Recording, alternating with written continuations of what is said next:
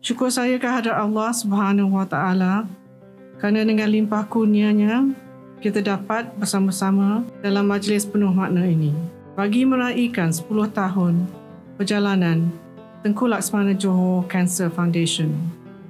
10 tahun yang lalu, penubuhan yayasan ini bermula berlandaskan ilmu, ilham serta inspirasi daripada almarhum Tengku Laksmana Johor, Tengku Abdul Jalil, yang telah melalui perjalanan penuh cabaran sebagai seorang pejuang kanser.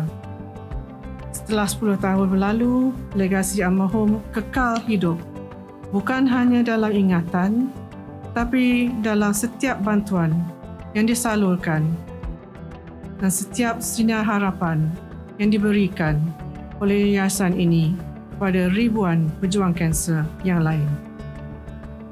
Tengku Laksmana Johor Cancer Foundation tidak mungkin sampai ke tahap ini tanpa sokongan padu daripada para penaja, penyumbang serta rakan strategik yang setia bersama-sama yayasan ini sejak awal penubuhannya.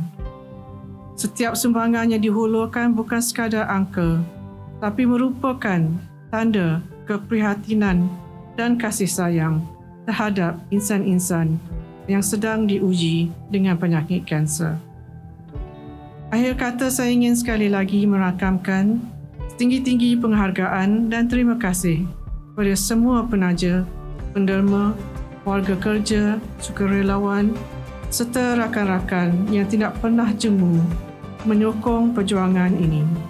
Semoga Allah Subhanahu Wa Taala limpahkan keberkatan dan rahmat-Nya atas segala usaha murni yang telah dan akan terus dicurahkan bagi menjayakan misi Tengku Laksmana Johor Cancer Foundation untuk membantu lebih ramai pejuang kanser di luar sana.